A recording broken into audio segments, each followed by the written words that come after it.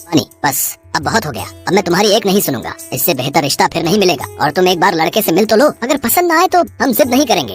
पापा मैंने कहा ना मुझे अभी शादी नहीं करनी। अभी नहीं करने का क्या मतलब है बेटा, शादी के लिए यही सही उम्र होती है। अगर तुझे कोई लड़का पसंद है तो बोलना। हम नहीं माँ, ऐसी कोई बात नहीं है। अब अच्छा ठीक है, मुझे अपना प्रोजेक्ट पूरा करके आने दीजिए, फिर मिल लूंगी मैं जिससे भी आप कहेंगे। ये है शिवानी, जो अपने माता पिता की इकलौती बेटी है और शहर में बड़े ठाट बाट से रहती है। शिवानी के माँ बाप उसकी शादी करना चाहते हैं, लेकिन शिवानी इसके लिए तैयार नहीं है। वो बात को टालकर अपने कॉलेज प्रोजेक्ट के लिए निकल जाती है, जिसके लिए उसे अपनी टीम के साथ कुछ दिन एक पिछड़े गाँव में बिताने थे। वो जिस गाँव में थी वहाँ बस कुछ दिन पहले ही बिजली की सप्लाई शुरू हुई थी। यही वजह थी कि यहाँ के लोग शहर के ऐशो आराम से पूरी तरह अनजान थे। भले ही इस गांव में शहर के ऐशो आराम ना हो, लेकिन फिर भी यहाँ कितना सुकून है। यहाँ की हवा से लेकर यहाँ के लोग कितने अच्छे हैं ना। सही बोला तूने, सच में शहर के शोर शराबे से दूर कितना अच्छा लग रहा है यहाँ। शिवानी और उसकी दोस्त बातें कर ही रही थी कि तभी शिवानी की नजर खेत में काम कर रहे एक लड़के पर पड़ी। अंजलि उधर उधर देख तो जरा। ओह वाह, क्या बॉडी है उसकी, और मसल्स तो देख इसकी। ऐसी बॉडी तो कई साल जिम करने के बाद भी नहीं बना पाते शहर के लड़के। चल ना बात करते हैं। अब नहीं, रहने देना। जिस लड़के के बारे में शिवानी और उसकी सहेली अंजलि बातें कर रही थी, वो था इसी गांव का रहने वाला राघव, जो वाकई देखने में बहुत ही अच्छा था। उसकी कद काठी ऐसी थी कि कोई भी लड़की पहली ही नजर में उसे अपना दिल दे बैठे, और ऐसा ही हुआ था शिवानी के साथ। अंजलि के जोर देने पर वो भी उसके साथ राघव से बात करने पहुंची। और फिर एक्सक्यूज मी, हाय, मेरा नाम अंजलि है और ये शिवानी। जी नमस्ते। हम राघव। बताओ क्या समस्या है? समस्या तो कुछ नहीं है, वो असल में शहर से जो टीम आई है ना, हम उसी के साथ आए हैं। आपका गांव घूमना चाहते हैं, आप घुमाएंगे हमें प्लीज? माफ कीजिए मैडम, हमें बहुत काम है, आप किसी और से पूछ लो। इतना कहकर राघव वापस अपने काम पर लग गया और शिवानी वही खड़ी उसे काफी देर तक देखती रही। उसे राघव पसंद आ गया था। उसके बाद वो हर दिन राघव को ढूंढी लेती और किसी न किसी बहाने से उससे बातें करने की कोशिश करती। राघव को भी जल्दी ही शिवानी के दिल का हाल समझ आ गया। और फिर देखो राघव, तुम चाहे जो कहो, मैंने तय कर लिया है, मैं अगर शादी करूंगी तो सिर्फ तुमसे। लेकिन मैडम, हम शहर नहीं आ सकते। यहाँ हमारा भरा पूरा परिवार है, हमको नहीं छोड़ सकते, चाहे जो हो जाए। तो तुमसे शहर आने को बोल ही कौन रहा है? और वैसे भी शादी के बाद लड़कियां ससुराल आकर रहती हैं, लड़के नहीं। मुझे तुम और तुम्हारा ये गांव बहुत भाग्य है। राघव प्लीज मुझसे शादी कर लो, मैं यहाँ तुम्हारे साथ खुशी खुशी रहूंगी। शिवानी की बात राघव के दिल पर जा लगी। सच तो ये था कि उसे भी शिवानी पसंद थी, लेकिन अब जब शिवानी उसके खातिर शहर छोड़कर गांव में रहने को भी तैयार थी, तो उससे भी ना नहीं बोला गया। शिवानी ने गांव से लौटकर अपने घर वालों को राघव के बारे में बताया। फिर काफी नानुकुर के बाद आखिरकार शिवानी के माता पिता को झुकना ही पड़ा, और इस तरह शिवानी और राघव की शादी की तैयारियां शुरू हो गयी। पापा, एसी बुक करने की कोई जरूरत नहीं है। वहाँ गांव में अभी लाइट के कनेक्शंस हुए हैं, तो वोल्टेज इतने नहीं आते कि एसी चल सके। आप ऐसा कीजिए, एक अच्छा सा कूलर ही खरीद दीजिए, बस वही काफी होगा। और वैसे भी गांव में शहर से कम गर्मी होती है, तो वहाँ कूलर ही बहुत है। शिवानी जानती थी कि गांव में उसकी जिंदगी आसान नहीं होगी, लेकिन फिर भी राघव के लिए वो अपने सारे ऐशो आराम छोड़ने को तैयार थी। जल्दी शिवानी और राघव की शादी हो गई और शिवानी के साथ उसका कूलर भी उसके ससुराल आ गया। ये क्या बला है भाई, देखो तो पहले कभी नहीं देखे। हवा डिब्बे वाला मशीन है बाबा, बिजली से चलत है यो। राघव का बड़ा परिवार था, उसके माता पिता, चाचा चाची और उसकी छोटी बहन सब साथ ही रहते थे। और फिर एक दिन, सुनो ना, अब काफी गर्मी होने लगी है, आप ये कूलर का कनेक्शन कर दो ना। हाँ, बस एक बार हम घर में बत्ती से कनेक्शन करवा लिए हैं, तभी कूलर चल पाया है तुम्हारा। अब ठीक है, कोई बात नहीं। अगले दिन राघव अपने घर में लाइट का कनेक्शन करवा लेता है और फिर बारी आती है कूलर को बिजली से जोड़ने की। राघव कूलर का कनेक्शन करने जा ही रहा होता है कि तभी उसकी माँ आकर उससे कहती है, अरे लल्ला, जो का कर रहे हो तुम? मायो कूलर को कनेक्शन कर रहा है, और का कनेक्शन जो का होता है? का कोई खाने की चीज है का? ना मेरी अम्मा, कनेक्शन को मतलब है कि हम जा कूलर को बत्ती से जोड़ के चलान जा रहे हैं। अच्छा लल्ला, जो कूलर वही तो है जो गर्मी में ठंडी लाई दी है। हाँ अम्मा, यो भैया। अरे अरे सबे लोग सुनो, हम आओ लल्ला, कूलर चलाने जा रहे हो, सब लोग आओ, जल्दी आओ रे। इसके बाद घर के सभी लोग घर के आंगन में आ जाते हैं और पास में शिवानी कूलर को लेकर सभी लोगों का उत्साह देखकर हंसे जा रही थी। सब लोग कूलर को ऐसे देख रहे थे जैसे कोई अजूबा देख लिया हो। कोई खुशी से नाच रहा था तो कोई टकटकी लगाए बस कूलर को ही देखे जा रहा था। राघव के माता पिता तो कूलर के आगे झुककर उसे प्रणाम भी करने लगे थे। ए कूलर महाराज, अब आप हमें चला के दिखाए दे, बड़ी कृपा होएगी। अरे बाबूजी, ये कोई इंसान या देवता नहीं है, ये तो बस एक मशीन है। अभी देखिए, बिजली से कनेक्शन होते ही ये चल पड़ेगा और फिर देगा इस गर्मी में ठंडी का एहसास। अरे भाभी, जो गर्मी में ठंडी ला दे वो देवता से कम थोड़े है। काय अम्मा, सही बोले ना हम? हाँ बेटी, तुमने बिल्कुल सही कही। और वैसे भी घर में कछु नया काम पूजा पाठ से ही होना चाहिए। जो तुम ऐसा करो, जाके आरती की थाली सजा लाओ। राघव की बहन जाकर तुरंत आरती की थाली सजा कर ले आई। असल में पूरे गांव में सिर्फ राघव का ही घर था जहां कूलर जैसी कोई चीज आई थी, तो सिर्फ घर वाले ही नहीं बल्कि गांव के लोग भी उत्सुकता से उस कूलर को चलते देखने वहां पहुंच गए थे और बड़ी ही बेसब्री से कूलर के चलने का इंतजार कर रहे थे। राघव की माँ ने बड़ी ही श्रद्धा से कूलर की पूजा की, उसकी आरती उतारी और फिर राघव जैसे ही कूलर के स्विच को ऑन करने के लिए आगे बढ़ा तो उसके पिता ने उसे रोकते हुए कहा, अरे थोड़ा रुक जा राघव, सब लोग आए के कूलर देवता के पाए छू लो भैया, उसके बाद ही ये चालू होएगा।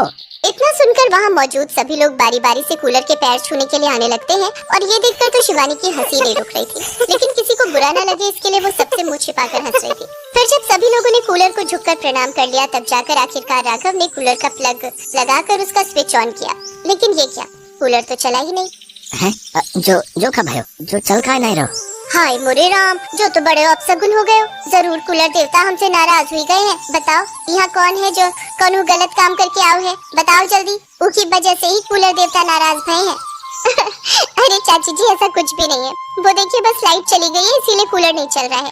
अच्छा तो अब हम क्या करिए बहू, करना क्या है, थोड़ा सा बस इंतजार कीजिए, जैसे ही लाइट आएगी तो ये कूलर खुद ब खुद ही चलने लगेगा। शिवानी के ऐसा कहने के बाद पूरा परिवार और गांव के लोग भी कूलर को घूरने लगे। कोई वहाँ से हिलने को भी तैयार नहीं था क्योंकि हर कोई बस एक बार उस कूलर को चलते हुए देखना चाहता था और उसकी ठंडी हवा को महसूस करना चाहता था। हुआ जब बिजली आ गई, बिजली के आते ही कूलर तेज आवाज के साथ चल उठा और कूलर को चलते देख सभी लोग पहले तो चौंके, लेकिन फिर उसकी ठंडी हवा को महसूस कर खुशी से नाचने लगे। सबको इतना खुश देखकर शिवानी को भी खुशी हुई। भले ही उसका ससुराल गरीब और पिछड़ा हुआ था, लेकिन एक छोटी सी चीज में खुशियाँ कैसे ढूंढनी है ये शिवानी ने यही आकर सिखाता था। उसने मन मन ठान लिया था कि वो अब राघव के साथ मिलकर न सिर्फ अपने ससुराल बल्कि पूरे गांव को ऐसी कई खुशियाँ लाकर।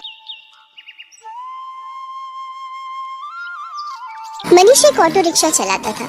जब वो 15 साल का था तब उसके पिता का देहांत हो गया। इसी कारण मनीष को ही घर की जिम्मेदारी उठानी पड़ी और कॉलेज की पढ़ाई छोड़कर पिता की ऑटो चलाने का काम मनीष ने संभाल लिया।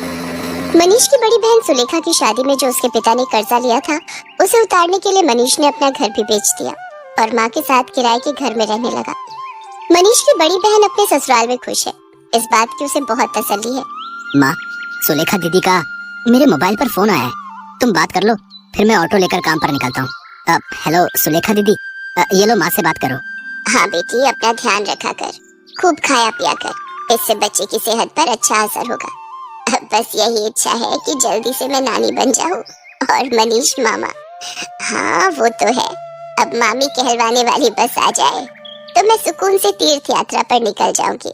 नहीं, अपने नाती पोतों को खिलाकर ही तीर्थ यात्रा पर जाऊंगी। माँ बस मनीष के लिए अच्छी सी लड़की ढूंढ लो जो घर संभाल ले। माँ मुझे देर हो रही है, बाद में बात कर लेना। अच्छा सुलेखा, मैं तेरे से बाद में बात करती हूँ, मनीष को देर हो रही है। मनीष ऑटो लेकर काम पर निकलता है। उसे पहले ही बहुत देर हो चुकी थी पर रास्ते में जाम भी बहुत था। वो सवारी का इंतजार कर रहा था, तभी उसका एक साथी जो उसकी तरह ऑटो चलाता था वो किसी लड़की से झगड़ रहा था। अरे देखिए मैडम, ऐसा थोड़ी होता है? जब आपने मुझे यहाँ छोड़ने के लिए पैसे तय किए हैं तो चुपचाप मेरे पैसे दे दो ना।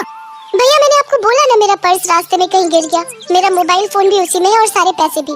मेरा पर्स कहीं नहीं मिला, मैं तुम्हें बोल रही हूँ ना, मुझे अपना नंबर दे दो, मैं तुम्हारे नंबर पर पैसे भेज दूंगी। अभी मुझे देर हो रही है, मुझे सामने होटल में एक फंक्शन में पहुंचना है। अब क्या हुआ निरंजन, लड़ क्यों रहे हो सुबह सुबह? अरे देखना यार, सुबह सुबह पहली सवारी मिली और वो भी मुझे पैसे देने के लिए मना कर रही है। इन मैडम का पर्स कहीं खो गया है और मुझसे कह रही है कि पैसे बाद में देंगी। अरे ऐसा थोड़ी होता है भाई। कोई बात नहीं निरंजन, कभी कभी किसी की परेशानी को भी समझना चाहिए। एक काम कर, तेरे कितने पैसे बने मैं दे देता हूँ, ये मैडम मुझे बाद में दे देंगी। मनीष निरंजन को ऑटो के 200 रुपए दे देता है। थैंक यू सो मच, मेरा नाम अर्चना है, आप मुझे अपना नंबर दे दो, मैं आपके नंबर पर ऑनलाइन पेमेंट भेज दूंगी। बाकी अगर मुझे देर ना होती तो मैं आपको अभी पैसे दे देती। अब कोई बात नहीं मैम, ये लीजिए मेरा नंबर। अर्चना नाम की वो लड़की मनीष का मोबाइल नंबर ले लेती है और अगले दिन मनीष के मोबाइल पर पैसे ट्रांसफर कर देती है। आपके पैसे मैंने अकाउंट में भेज दिए हैं, आप चेक कर लीजिए और कल के लिए एक बार फिर से थैंक यू, आपने अनजान होकर भी मेरी मदद की। अर्चना और मनीष बात करने लगते हैं। अर्चना को मनीष से बात करना बहुत अच्छा लग रहा था। उसके बाद एक दो बार अर्चना की मुलाकात मार्केट में मनीष से हो ही जाती है। धीरे धीरे दोनों दोस्त बन जाते हैं। मनीष को पता चलता है कि अर्चना एक बहुत ही अमीर खानदान की लड़की है तो वो उसे समझाता है।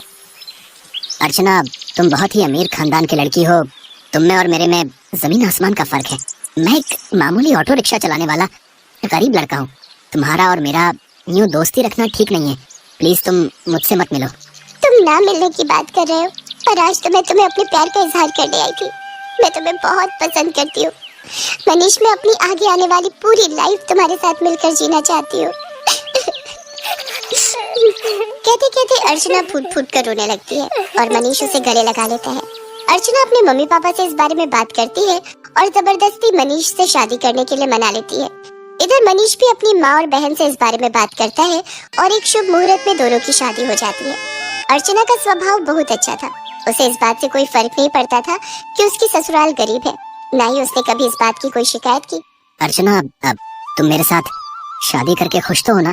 हाँ मनीष, मैंने तुम्हें दिल से प्यार किया है। मैं तुम्हारे साथ बहुत खुश हूँ। माँ जी, सुलेखा दीदी सब मुझे कितना प्यार करते हैं। मुझे तो महसूस ही नहीं हुआ कि मैं अपना घर छोड़कर आई हूँ। तभी अर्चना की सास भी आ जाती है। जीती रहो बहू, हम बहुत भाग्यशाली हैं कि इस घर को तुम्हारे जैसी बहू मिली। अर्चना भाभी, ये देखो, मैं आपके लिए नई साड़ी लाई हूँ। आज आप शाम को कीर्तन में यही पहनना। सुलेखा दीदी, ये साड़ी तो बहुत सुंदर है, ठीक है, पर एक शर्त पर। आज आप मुझे खुद तैयार करोगे, प्रॉमिस? अर्चना की बातें सुनकर सुलेखा की आंखों में आंसू आ जाते हैं। उसने कभी सोचा ही नहीं था कि उसे इतनी प्यारी भाभी से इतना प्यार और सम्मान मिलेगा। सचमुच कुछ ही दिनों में अर्चना ने सबके दिल में एक अलग जगह बना ली। अब तो अर्चना के बिना कोई भी नहीं रहता था। सुलेखा के बेटा पैदा होता है। इधर अर्चना भी गर्भवती हो जाती है। अर्चना की माँ बनने के बारे में जब उसके मम्मी पापा को पता चलता है तो वो उसे मिलने के लिए उसके ससुराल आते हैं। पर अर्चना का घर देखकर दोनों ही मुंह बनाने लगते हैं। अर्चना, तुम अपने मम्मी पापा के पास बैठो, रसोई से चाय और नाश्ता मैं ले आती हूँ। क्या बात है अर्चना, तुम इस हालत में भी घर के काम खुद ही करती हो? तुम्हारे घर में कोई नौकर चाकर नहीं है क्या? कैसी बातें करती हो ललिता तुम जानती भी हो तुम्हारी बेटी किस घर में ब्याही है। यहाँ 2 वक्त की रोटी खाने के लिए भी सोचना पड़ता है। एक टाइम की सब्जी दूसरे टाइम खाते होंगे ये भला क्या नौकर चाकर रखेंगे? नहीं पापा, ऐसी कोई बात नहीं है। माँ जी और मनीष ने तो मुझे कई बार कहा है कि मैं घर में कोई काम वाली रख लूं, पर पूरा दिन मैं घर पर होती हूँ, मेरा भी मन नहीं लगता, और फिर मैं तो कुछ भी नहीं करती। सारा काम माँ जी ही करती है, मुझे उठने ही नहीं देती। ये लीजिए चाय। अर्चना, तुम्हें ये समोसे बहुत पसंद है ना? मैं ये भी हलवाई से खरीद लाई हूँ, अपने मम्मी पापा को भी दो। नहीं, मैं ऑयली फूड कम खाती हूँ। और अर्चना, तुम भी ये सब मत खाया करो, तुम्हें इस टाइम में जूस, फ्रूट्स ये सब लेना चाहिए। बहन जी, आप तो समझदार हैं, ये समोसे वगैरह ये सब बहुत नुकसानदायक है। मम्मी, आप मेरी टेंशन मत लो, माँ जी मेरा पूरा ख्याल रखती है। वो मुझे समय पर जूस, फ्रूट, दूध, दही, सब्जियाँ और सब कुछ खाने के लिए देती है। तभी अर्चना की ननद सुलेखा भी आ जाती है। अर्चना भाभी, मैंने डॉक्टर से अपॉइंटमेंट ले लिया है। कल सुबह 11 बजे आपको मेरे साथ चलना है, तो आपका चेकअप हो जाएगा और बाकी जो इंजेक्शन वगैरह। सुलेखा, तुम्हारा कौन से हॉस्पिटल में बच्चा हुआ था जिस डॉक्टर के बारे में तुम बात कर रही हो? जी, वो बड़े बाजार में जो हॉस्पिटल है जहाँ डॉक्टर नेहा बैठती है, वो सस्ता बेकार सा हॉस्पिटल। अर्चना, तुम उस हॉस्पिटल में चेकअप के लिए जाओगी? तुम्हारा दिमाग तो ठीक है। अर्चना, तुम एक मामूली से हॉस्पिटल में चेकअप के लिए जाओगी? तुम चिंता मत करो, इन लोगों के पास अगर तुम्हारे इलाज के लिए पैसे नहीं है तो क्या हुआ, मैं तुम्हारे लिए इस शहर के सबसे बड़े नामी हॉस्पिटल में आज ही बात कर लेता हूँ। और तुम अभी के अभी अपना सामान पैक करो और हमारे साथ चलो। किसके घर? आपके घर पापा? मैं अभी अपना घर छोड़कर कहीं नहीं जा सकती। मुझे डॉक्टर नेहा, जो कि एक बहुत बड़ी और समझदार डॉक्टर है, उन्होंने सुलेखा दीदी की नॉर्मल डिलीवरी की है। उन्होंने मुझे पूरा रेस्ट करने के लिए बोला है। और शायद आपने ठीक से सुना नहीं, मुझे कल सुलेखा दीदी के साथ डॉक्टर के पास जाना है। आप थोड़ी देर और बैठेंगे या जा रहे हैं? क्योंकि अभी ना मनीष आने वाले हैं। वो शहर में एक नया रेस्टोरेंट खुला है, वहाँ पर मेरी फेवरेट आइसक्रीम मिलती है, तो आज मेरा वो खाने का प्लान है। तो हम सब डिनर के लिए जाने वाले हैं। अर्चना का ऐसा कोई प्लान नहीं था, ये उसकी सास और सुलेखा जानते थे। पर अर्चना अपने मम्मी पापा को एहसास दिलाना चाहती थी कि उसके ससुराल वालों का और अपमान ना ही करे तो उनके लिए बेहतर है। अर्चना के मम्मी पापा लज्जित हो जाते हैं और कुछ देर बाद वहाँ से चले जाते हैं। अर्चना की सास और ननद दोनों की आंखों में खुशी के आंसू थे। अर्चना अपनी सास और ननद के गले से लग